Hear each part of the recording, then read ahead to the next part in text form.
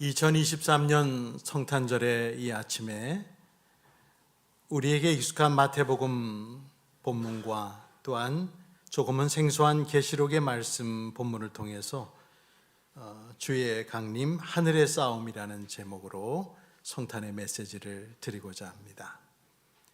우주적인 관점에서 보면 상대적으로 작은 별인 지구에 살고 있는 우리들은 우리 밖의 우주의 크기를 좀처럼 느끼지 못하고 삽니다. 무수히 쏟아지는 별빛들을 볼 때면 가끔 생각할 정도입니다. 인류는 정확히 2년 전 12월 25일 성탄절에 인류 기술이 총집약된 차세대 우주망원경 제임스 웹을 우주로 발사했습니다. 약 1개월의 우주비행 끝에 2022년 1월에 지구에서 150만 킬로미터 떨어진 곳에 무사히 도착해서 2022년 7월에 인류는 미국 바이든 대통령의 소개로 이 망원경에서 포착한 영롱한 우주의 사진을 처음으로 볼 수 있었습니다. 제임스 웹 망원경이 보내오는 놀라운 자료들은 우리들의 기존의 우주 개념을 바꾸어 놓을 만한 인류가 처음 대하는 정보들입니다.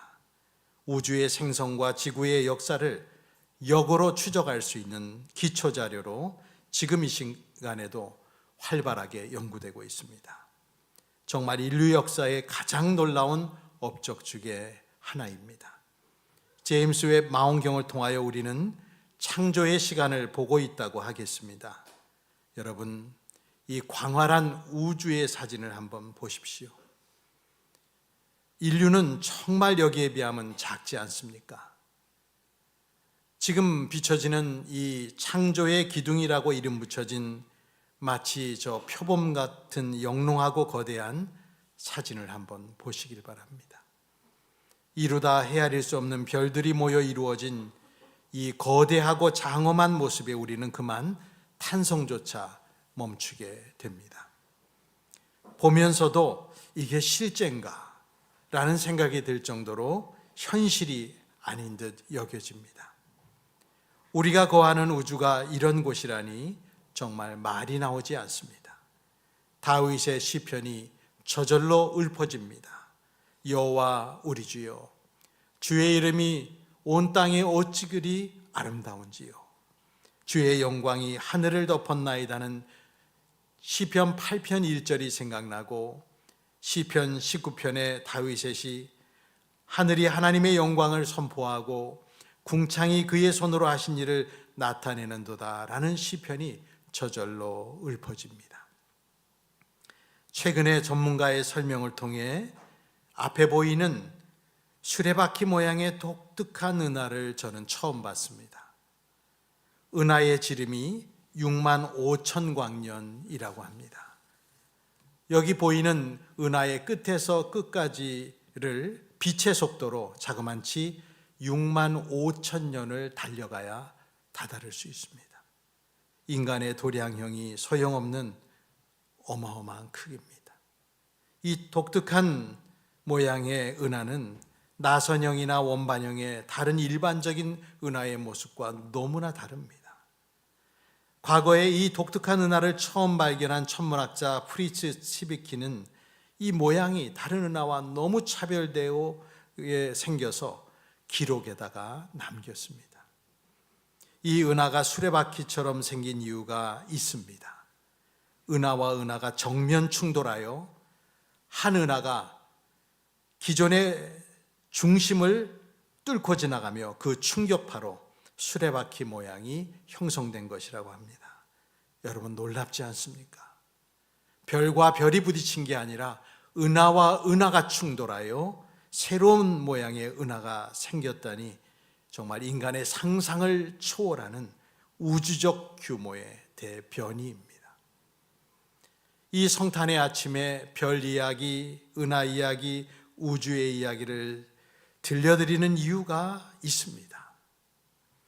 예수님의 탄생은 저희들이 연말을 맞아 선물 꾸러미들을 나누고 인사를 나누고 아이들 재롱잔치를 보고 따뜻한 거실에 앉아서 식구들과 케이크를 먹고 즐거워하는 그런 분위기를 만드는 재료에 불과한 것이 아니라는 것을 말씀드리기 위해서입니다.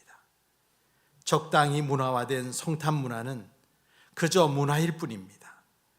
하나님이신 성자 예수께서 세상에 오신 것의 정확한 의미와 그 위력과 여파를 제대로 알려주지는 못합니다.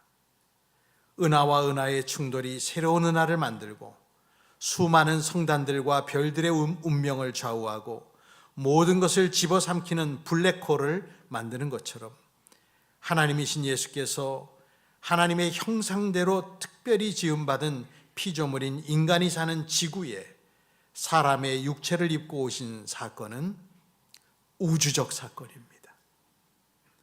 유대 땅 조그만 성읍에서 생긴 별 볼 일 없는 사건이 결코 아닙니다. 요한계시록은 독특한 묵시문학적 기록 방식의 성경으로서 이것을 기록한 사도 요한은 계시록의 중간 정도 되는 지점에 예수 그리스도의 탄생을 압축하여 기록하면서 예수 그리스도의 탄생으로 인해 하늘에 전쟁이 벌어졌다는 사실을 우리에게 알려줍니다. 요한계시록 12장 7절입니다. 그때에 하늘에서 전쟁이 일어났습니다. 미가엘과 미가엘의 천사들은 용과 맞서서 싸웠습니다. 부름받은 주님의 자녀 여러분, 우리들의 눈은 예수 탄생에 대해서 더 확장될 필요가 있습니다. 한 유대의 조그만 소읍에서 말을 잘하고 조리 있게 말하며 병을 고치는 신비한 능력도 가진 능력이 출중한 현자 한 명이 태어난 정도가 예수 탄생의 팩트가 아닙니다. 은하와 은하가 정면 충돌하여 그 충격파로 은하가 쪼개지고 새로운 은하가 형성되는 일도 하나님이 주장하시는데, 하물며 이 온 우주 만물을 만드신 창조주께서 친히 인간의 몸을 입으시고 낮은 곳에 오셔서 죽기까지 복종하시며 사람들의 구원을 위해 자신을 들이셨다는 것은 은하와 은하의 충돌 정도가 아니라 전 우주 가운데 벌어진 가장 놀랍고 위대한 사건입니다. 예수님의 육체적 강림 성육신은 하늘의 싸움의 시작이었음을 요한은 놀라운 상상력의 상징적 표현으로 예수님 생애를 엄청나게 압축하면서 우리에게 전해줬습니다. 요한계시록에 담긴 예수 출생의 이야기는 마태나 누가의 기록과는 차별화됩니다. 우리들이 그동안 1000만 번도 더 읽었을 동방박사 이야기와 예수님의 이집트 피신과 유대인의 왕으로 태어난 아기를 죽이기 위해 헤롯 왕이 베들레헴 근처 유아들을 모조리 죽인 학살은 사도 요한에 의하여 새로운 관점으로 기록됩니다. 바로 하늘의 전쟁이라는 것이죠. 이제 역사의 팩트를 기록한 마태와 누가복음이 아닌 예수 탄생의 역사의 의미와 그것이 가져온 우주적 변화를 기록한 요한계시록 12장으로 눈을 돌려보시기를 바랍니다. 요한계시록을 통해 사도 요한은 핍박받고 고통받는 고통 속에 있는 위협받고 있는 초대교회 성도들을 위로하기 원했습니다. 나약해 보이지만 사실은 강한 기독교 공동체는 세상의 모든 정치적 귀신에 저항하면서 하나님 나라를 세상 속에 심어가는 주님의 백성들이었습니다. 사도 요한은 상상력을 동원하여 예수님의 탄생 이야기를 다시 들려주는 것으로 교회의 의미와 성도가 패하지 않는 이유를 알려줍니다. 계시록을 기록한 사도 요한은 귀를 찌르는 듯한 7번째 나팔 소리가 이미 온 세상을 잠에서 깨운 상황 가운데 계시록 11장에서 보여주는 것처럼 하나님 보좌 앞에서 24명의 장로가 부르는 승리의 찬가를 듣고 하늘에 난 틈을 통하여 하나님의 성전을 보게 되었습니다. 그리고 그 성전 문이 열리며 성전 안에서 하나님의 언약궤를 보았다고 계시록 11장 15절로 19절은 기록합니다. 그리고 번개와 음성들과 천둥과 지진과 우박이 한꺼번에 발생하면서 장면이 바뀝니다. 그리고 12장이 되면서 한 여자가 하늘의 공연장에 등장합니다. 이 여자는 태양광선으로 짠 투명한 옷을 입고 있었는데 한 올 한 올이 부드럽게 빛나고 있었습니다. 반짝이는 12개의 별이 박힌 면류관을 머리에 쓰고 있었습니다.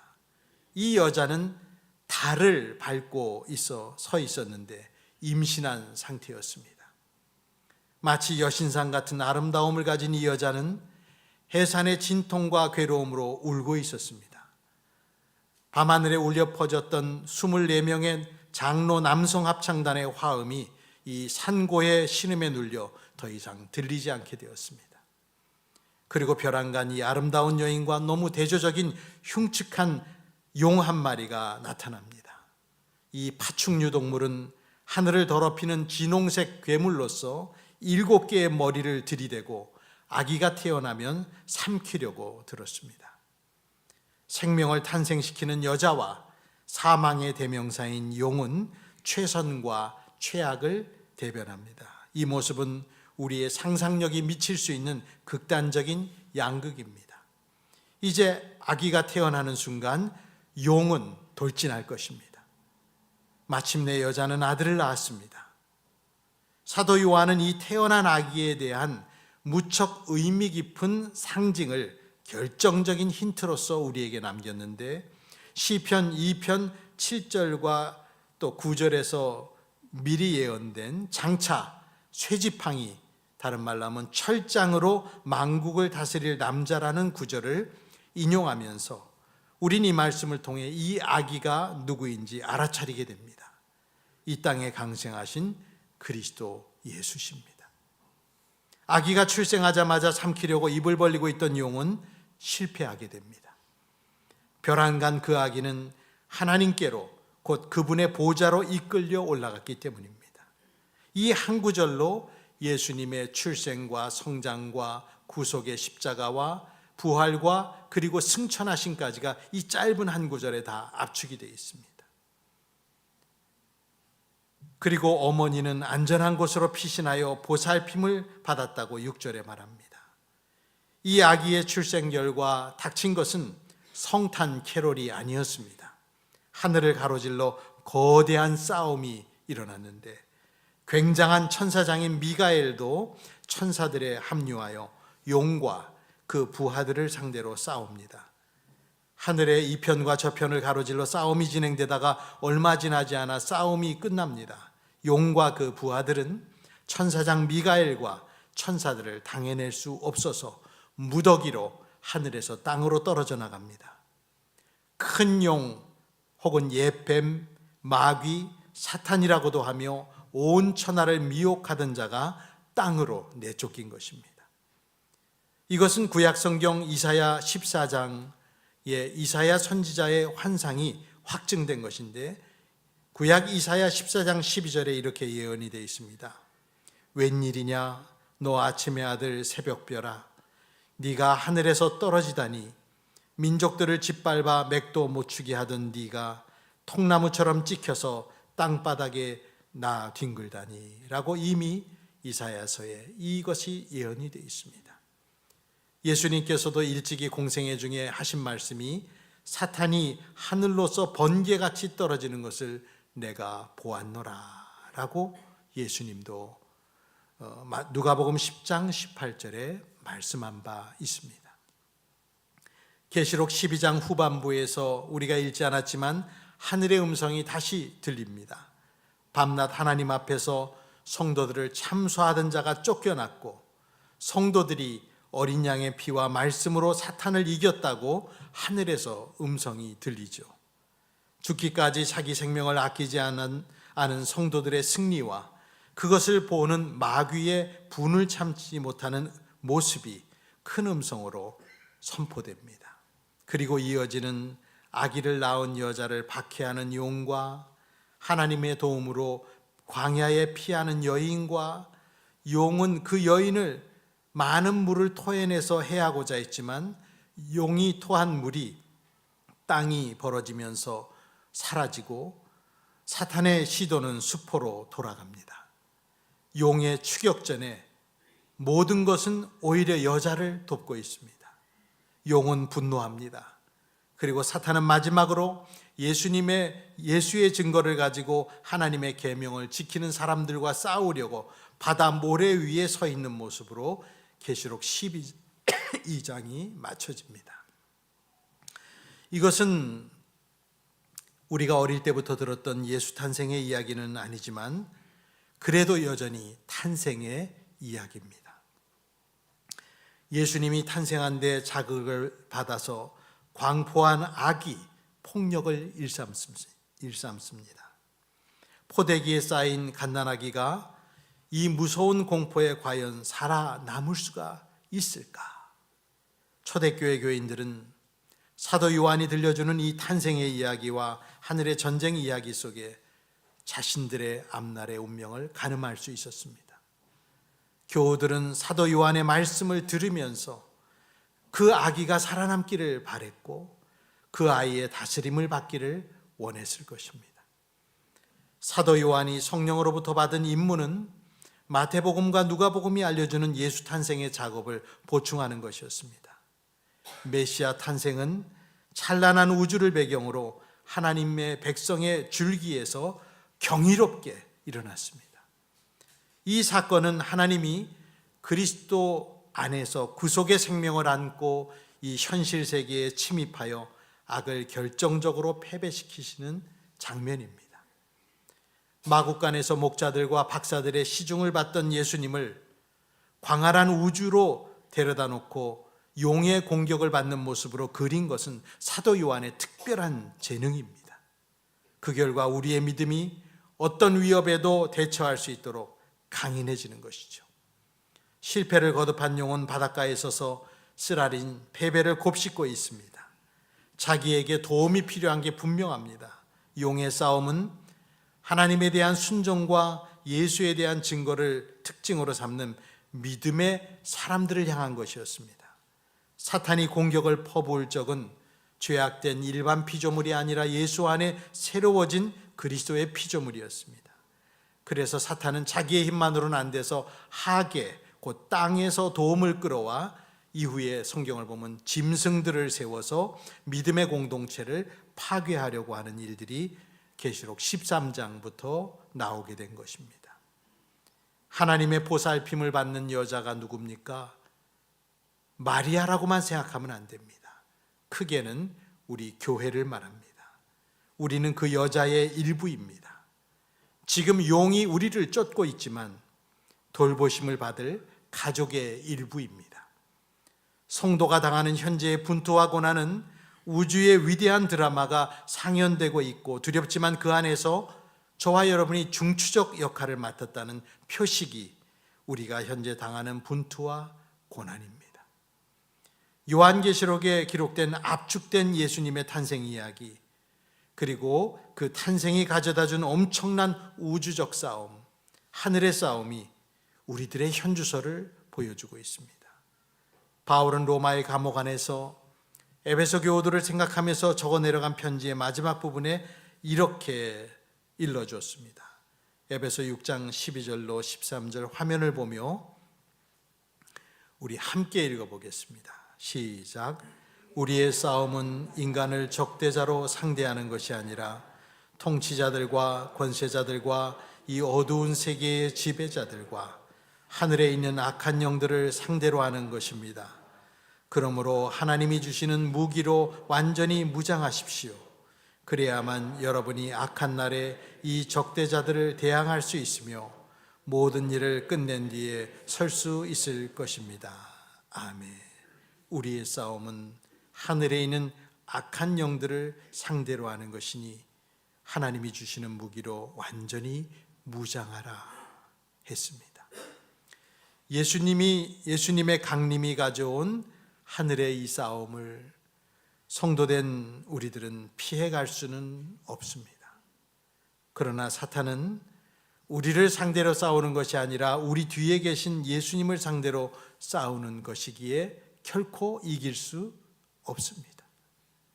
천사도 우리를 도울 것이고 만물도 성도들을 도울 것이고 우리 안에 계신 성령 하나님께서 살아서 우리를 위해 싸우실 것입니다. 이 보배로운 성탄에 여러분 모두가 하나님의 보호를 확신하시고 용의 고함에 놀라지 않고 끄떡도 하지 않게 되기를 주님의 이름으로 축복합니다. 지금 우크라이나 땅에서 저와 여러분을 대신하여 이웃을 섬기며 복음을 전하는 이해찬 록솔라나 선교사를 위해서도 기도해 주십시오. 하늘에 있는 악한 영들에 대하여 싸움을 벌이고 있는 우리 형제와 자매들이 지치지 아니하고 놀라지 않게 되기를 기도해 주십시오. 2023년 성탄절에 여러분 영혼과 가정 위에 육신을 입고 땅에 오신 아기 예수의 위대한 능력이 함께 하시기를 주의 이름으로 간절히 소망드립니다. 기도하겠습니다. 베들레헴 구유에 놓이신 창조주 하나님을 찬양드립니다. 우리같이 조금도 낮아지기를 꺼려하는 교만한 인간들을 위해 복종하시고 사랑으로 죽음에 이르기 위하여 마리아의 몸에서 태어나신 창조주를 찬양합니다. 하늘의 싸움이 시작되었고 성도들의 인내와 믿음이 요청되어 싸우니 끝까지 어린 양을 따라가는 순결한 그리스도인들이 되게 하옵소서. 악한 용이 벌이는 온갖 악한 수작들이 괴멸되게 하시고 거짓말이 드러나게 하시며 성도들의 인내가 열매 맺게 하여 주시옵소서. 소망인 교회 위에 주님의 피난처를 주시기를 바라오며 이 땅에 오신 예수님의 이름으로 기도드립니다. 아멘. 우리 다 함께 일어나 기쁘다고 주셨네 115장 1절과 4절을 찬송드립니다.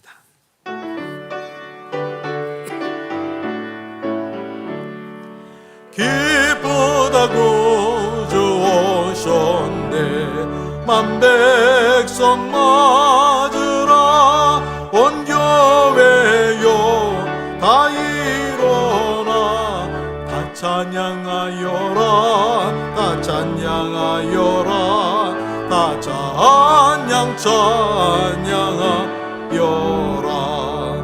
은혜와 진리 되신 주 다 증언하시니 만국 백성 구주 앞에 다 경배하여라 다 경배하여라 다